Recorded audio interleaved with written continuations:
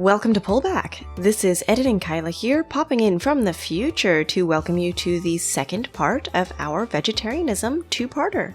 Trying to be a good person can be overwhelming in our complex global marketplace. In this podcast, we try to make it a little easier by looking at the details behind consumer movements, product labels, and ethical lifestyles. Each episode, we challenge ourselves to try something new in ethical consumption. Then we tell you what we learned, fuck-ups and all. If you didn't catch our first half of this episode, I recommend checking that out first. It's in our feed and we released it 2 days before this episode. So we're going to jump right in here in the middle of our episode that ended up being a little long. Kristen's going to tell us a little bit about the environment. So I'll just start by saying that the scale of animal agriculture is part of what makes it an environmental problem. So approximately 70 billion animals are raised annually for human consumption, which if you think about it like that is way more animals than it is people.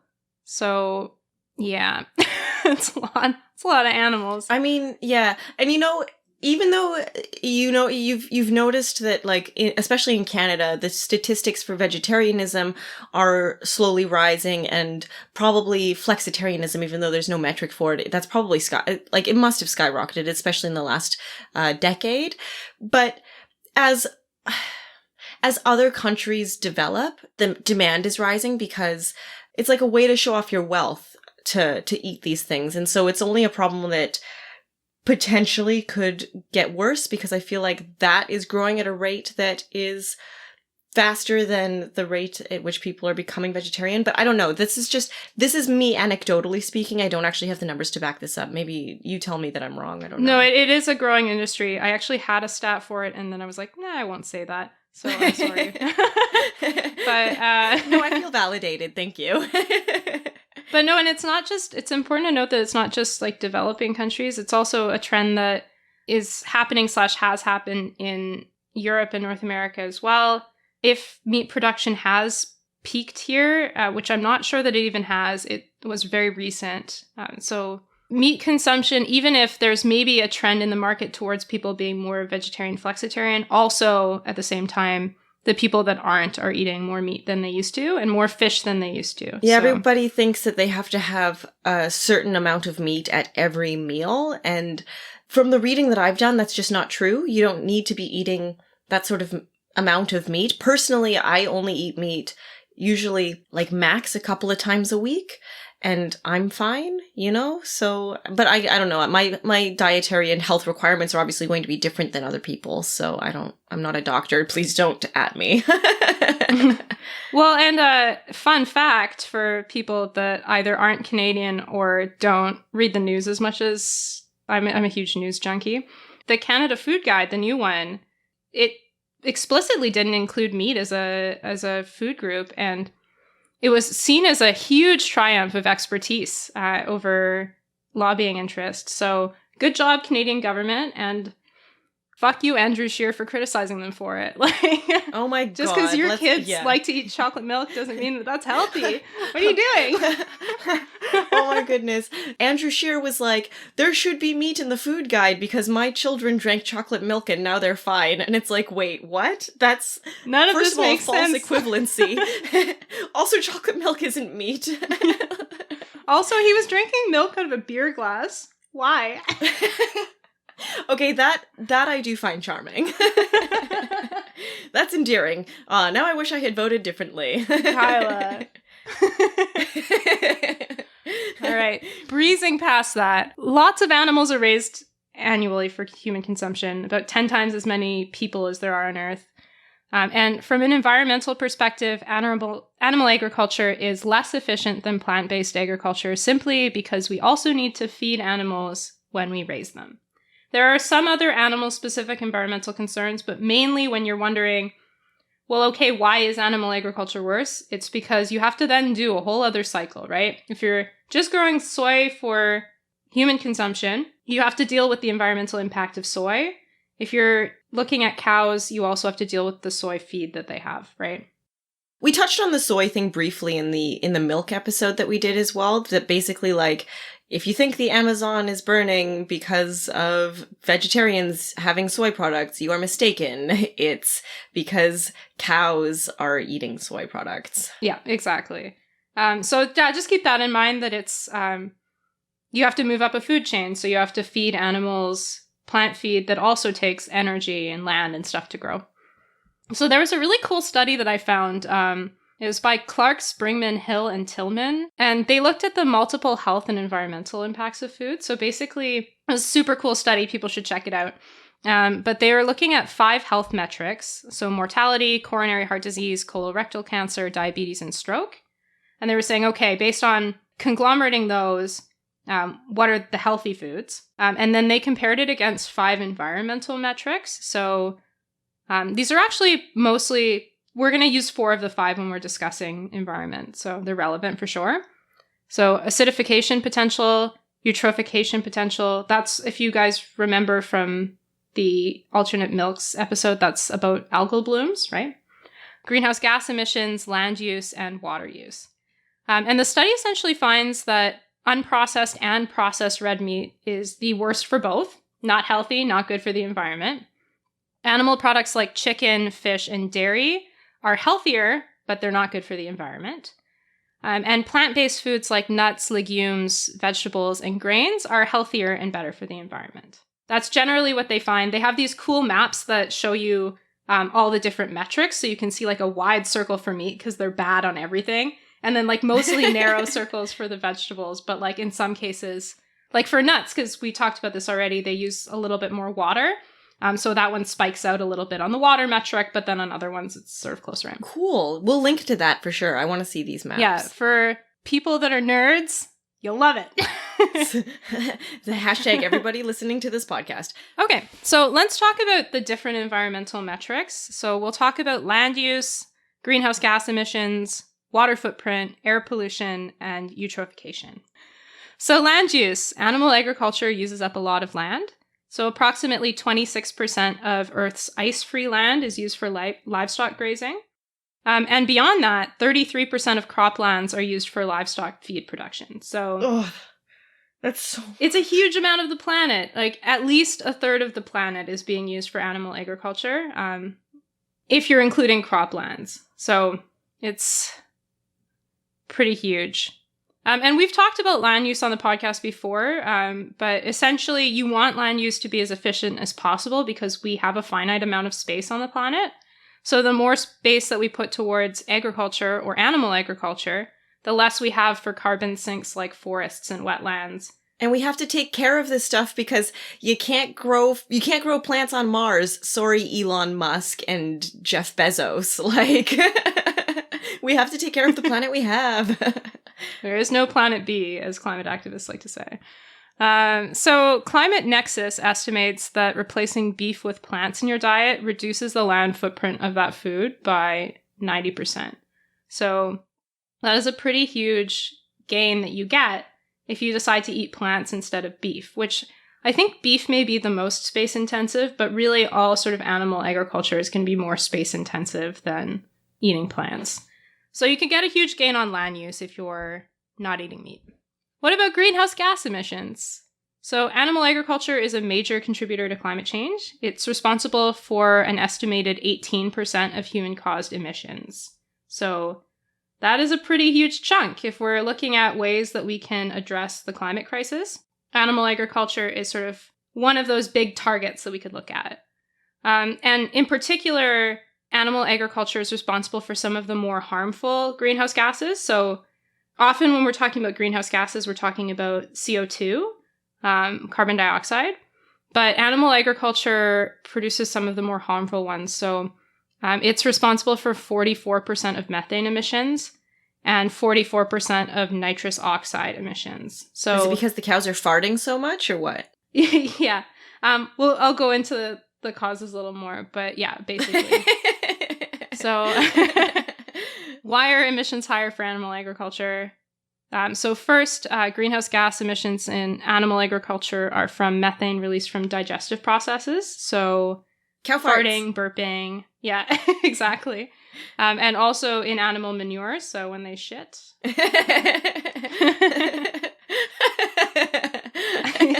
Just in case anyone didn't know what manure was.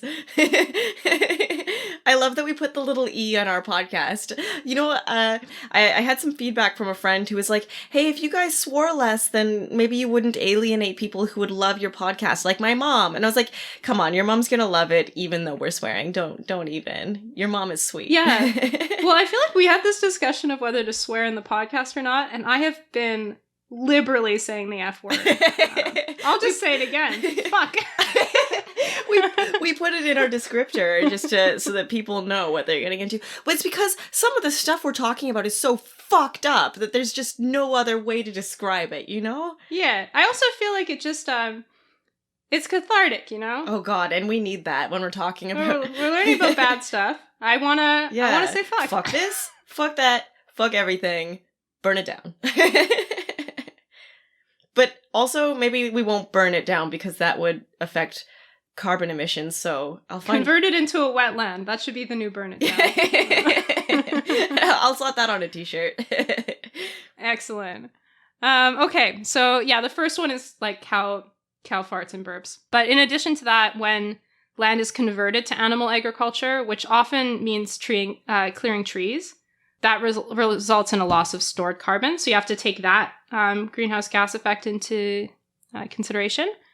And then fossil fuels are also used to produce mineral fertilizers for feed production, which also have other environmental harms. So hooray!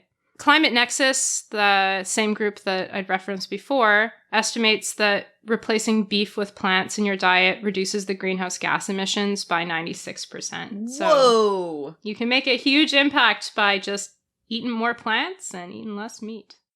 What about water footprint, though?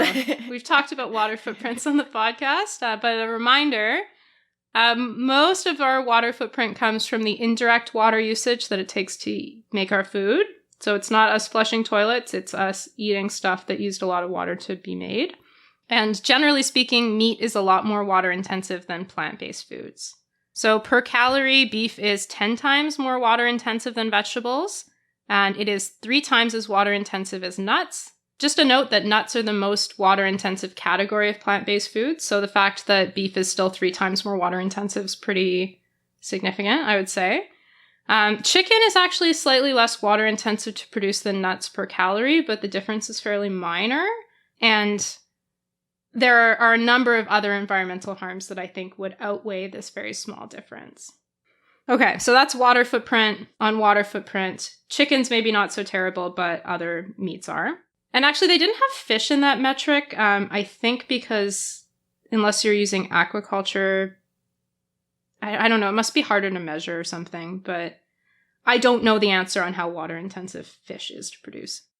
Okay, so air pollution, that's another one. One that you might not think of as being associated with animal agriculture. But animal agriculture is really bad for the air and it is making us sick, so it's not great.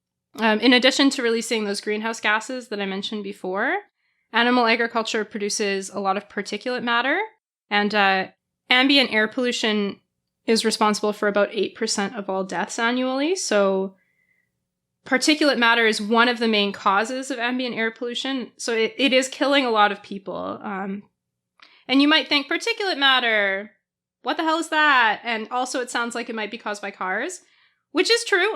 So particulate matter is basically just like stuff in the air that gets into our lungs. And a lot of it is caused by cars. So when you're looking at a smoggy city, so when you see a picture of like Delhi and it's just hazy, it's because it's like tiny little particles of dust and soot and other pollutants that if you're not wearing a mask will just go right into your lungs. And then when you're wearing a mask and you take it off at the end of the day and you look at it, it's just revolting. Yeah, and depending on how small the particulate matter is, masks, they're not going to catch a lot of it too. So there's really no way to win. But yeah, a lot of it is caused by cars, but depending on where you are, the leading source may be agriculture actually, rather than cars. So basically what happens is there's all kinds of stuff on farms. So dry manure, feathers, bits of feed, animal dander, When those break down, they're released into the air and they're like sort of carried for kilometers and kilometers or miles and miles, depending on where you are. And that gets into our air that we breathe. So if you're in like the middle of a city with a lot of traffic, probably, yeah, it's cars more than agriculture. But if you're in a suburb that's near farms, probably agriculture is the top cause of particulate matter. So you're being polluted by cars, yep, but also by, chicken shit, basically. Yum, yum, yum. Everyone's going to be really hungry after this episode. Oh, God. I don't know if I'll ever eat again. Okay, last environmental metric is eutrophication. We mentioned this on the alternative milks episode as well. But essentially, animal agriculture pollutes our waterways, leading to eutrophication, which is those algal blooms. There are a few different sources of eutrophication in animal agriculture. So one is that the nitrogen fertilizer that's used for crop feed, it runs off and leaches. So that's also the case for plant crops. But again, because so much of our crops are used for feed, it is a particular problem for animal agriculture. There's also the runoff and leaching that happens from manure. So shit is getting into the waterways and it is messing our ecosystems up. And then aquaculture is another really sort of rising cause of eutrophication, because essentially they generate large amounts of nitrogen and phosphorus from the excrement, uneaten food, and like dead fishies that end up, or like, I don't know if fish have dander, but like dead organic tissue from fish. Can you remind me why algal blooms are bad again? It just sounds like, a little bit more algae, whatever, right? Yeah, so they'll often lead to like the deoxygenation of a waterway. So in addition to polluting our fresh water, this creates something called ocean dead zones, which is as bad as it sounds. So basically, the runoff of nitrogen and phosphorus creates low oxygen areas or no oxygen areas that affect fish reproduction or can even kill fish. There are more than 400 ocean dead zones worldwide, and the size of ocean dead zones has quadrupled since 1950. Most dead zones are on coasts because they are connected to agriculture. So they're bad because they run like roughshod over ecosystems, and also because they can contribute to ocean acidification, which is another way that ocean ecosystems can die. So it is not good.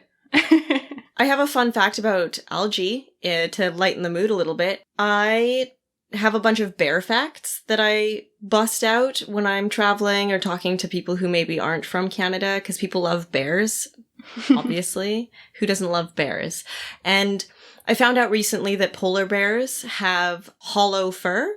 So their fur is actually clear, it's not white. And the way that the sun hits it and refracts inside the hollow stem of the fur makes them appear white, which is how they can blend in on snow and stuff like that. And when you have polar bears in captivity, if they're in a warmer climate and their ponds have algae in them, then the algae will seep into their hollow fur and turn polar bears green.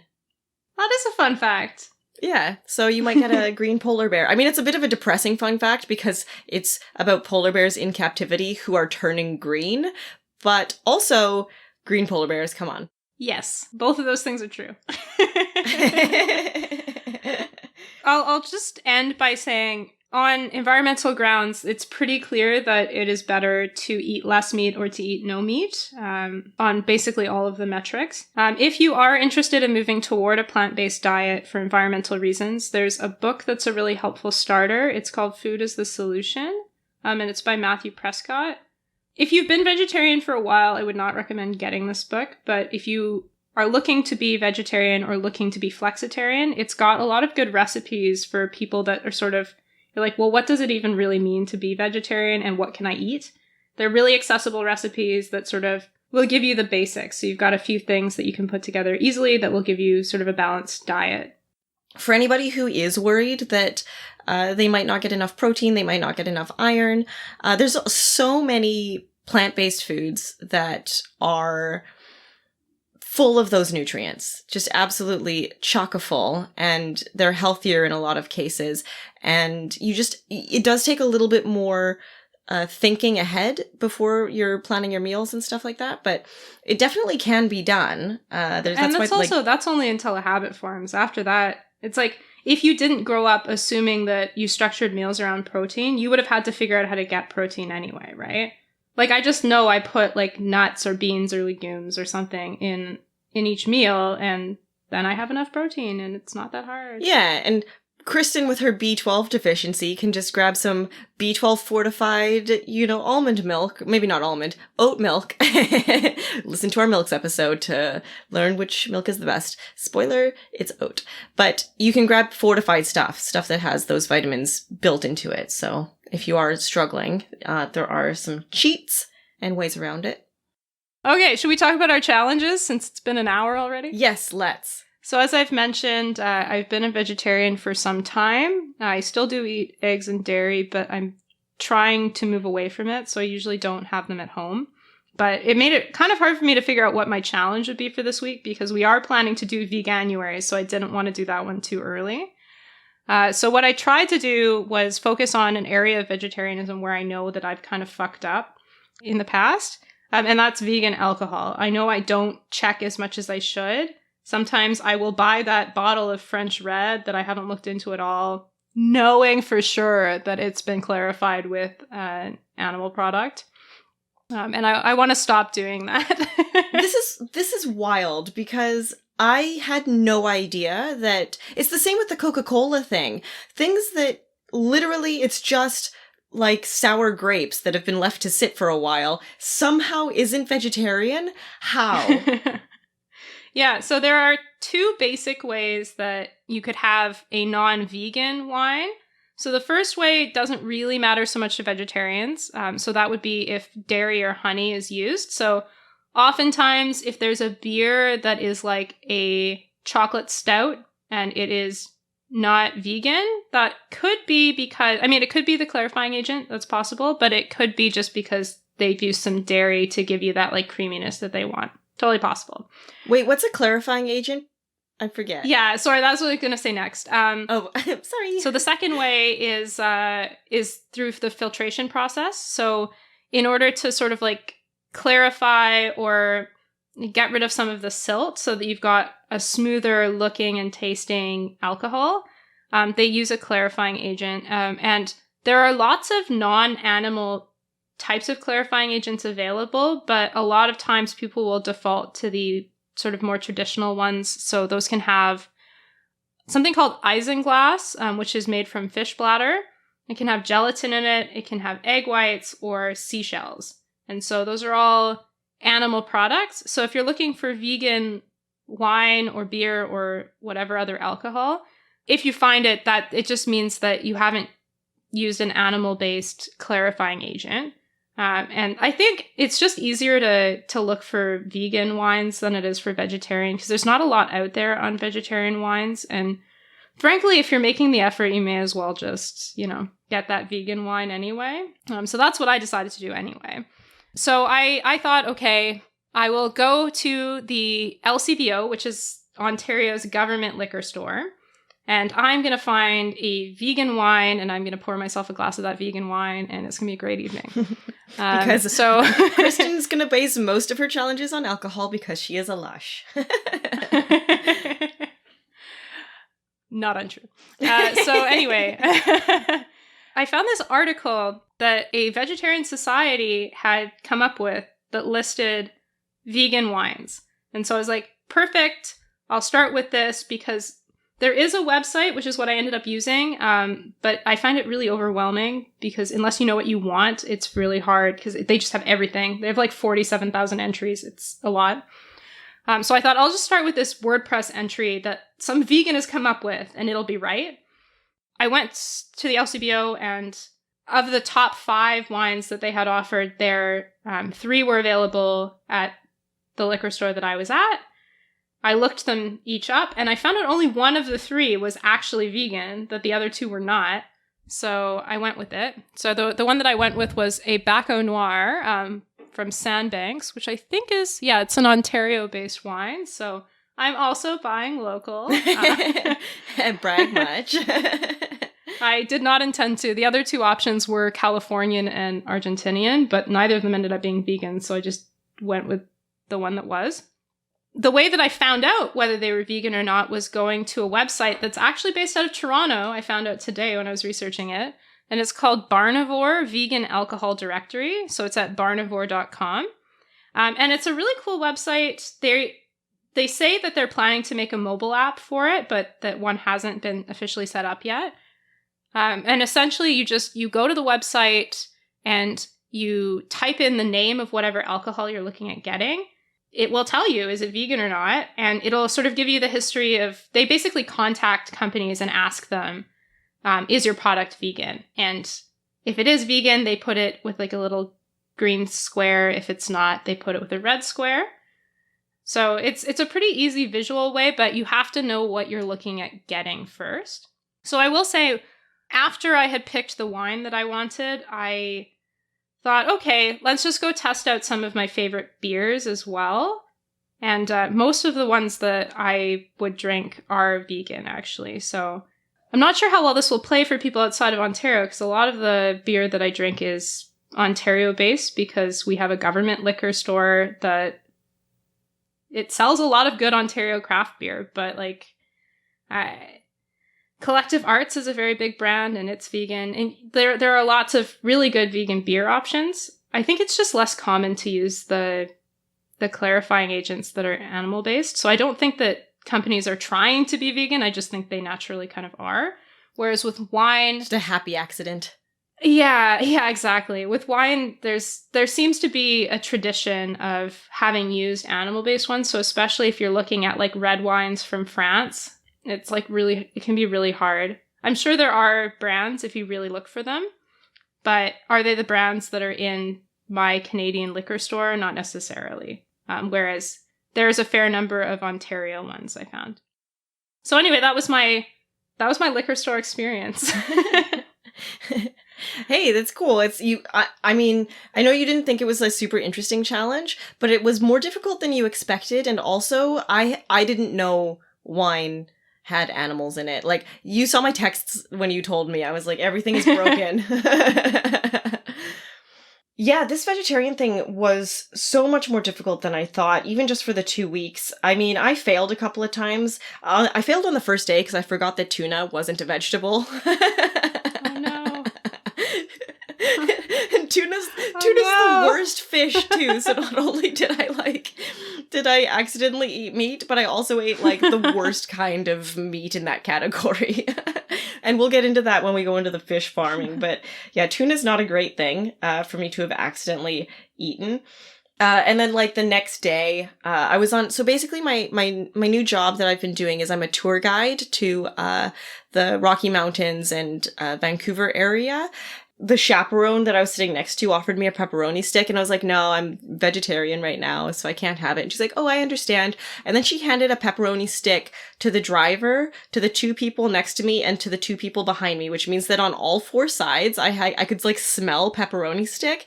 And then she offered it to me again, and I was weak. And I was like, yes, please. I know. Wow.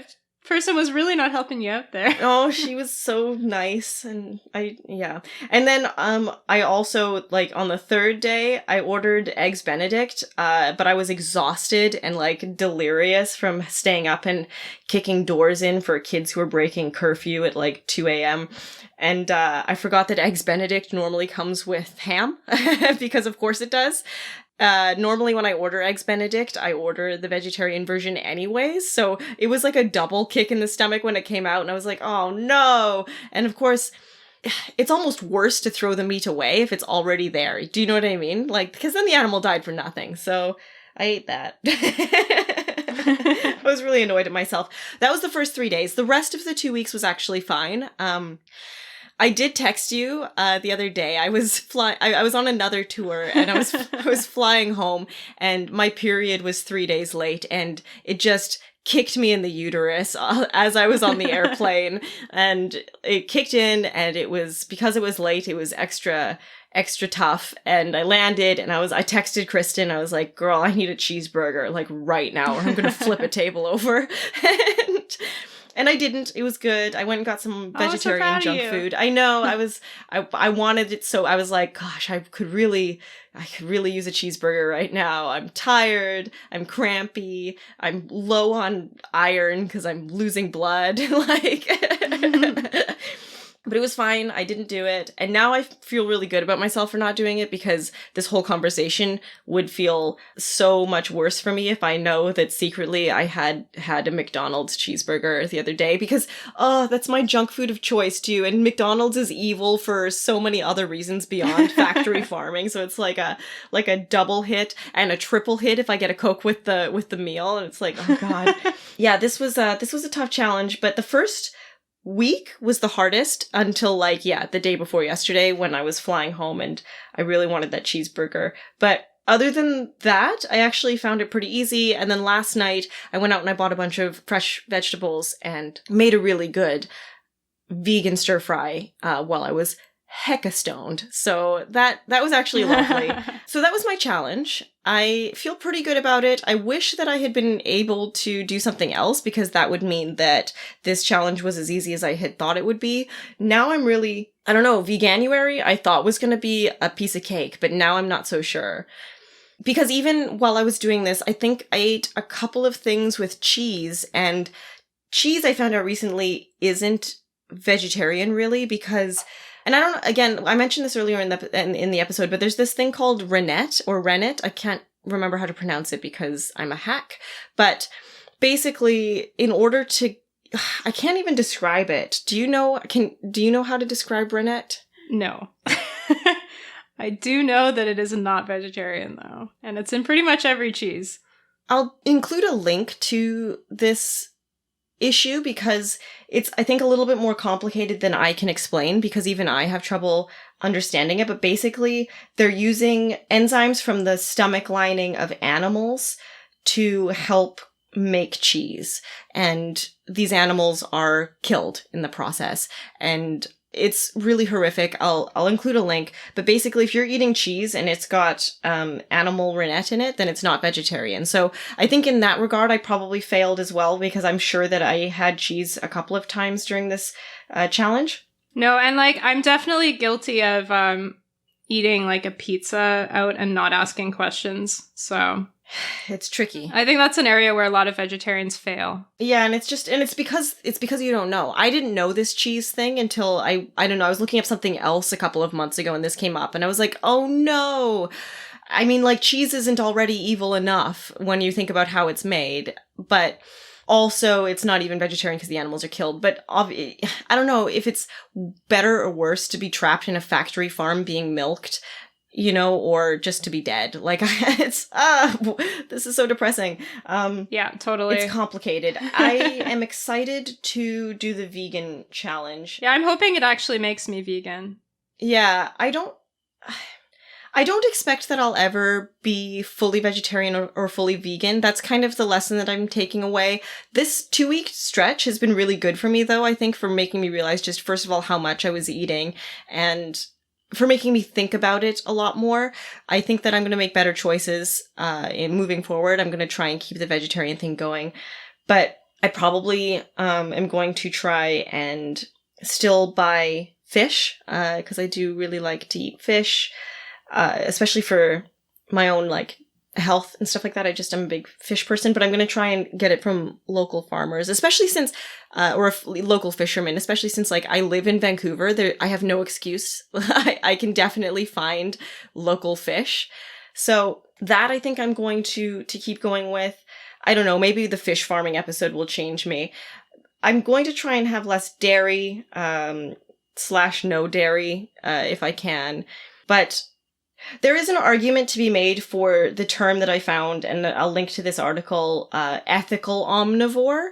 So if the meat you're buying is ethically sourced, if you're buying local, if you're buying from local fishermen, from maybe people who are, I don't even know, getting wild game if you can, but even our vegetarian options can be really unethical. This article that I'm going to link to basically says that demand for quinoa, for example, has led to overproduction and unstable crop prices for Peruvian farmers, and avocados are associated with drug cartels and deforestation in Mexico. And so it's not that being vegetarian is the be-all and end-all ethical choice. You have to think about every aspect of what you're buying because it's all broken. And I mean, this is partially what the whole podcast is about, right? Is that your answers on what is ethical for you, I mean, partially has to do with your circumstances, but partially has to do with what values are most important to you. So if you're somebody that cares most about labor rights or the environment, you're going to come down with different answers than if animal welfare is the most important thing to you, right? Those are going to lead you to different answers, and that's okay. That's fine. It'll be really interesting to see how my diet in particular develops because I've come into this as the flexitarian and you've come in as the, ethical vegetarian and not ethical. I'm ovo-lacto, so I'm not really even doing my job.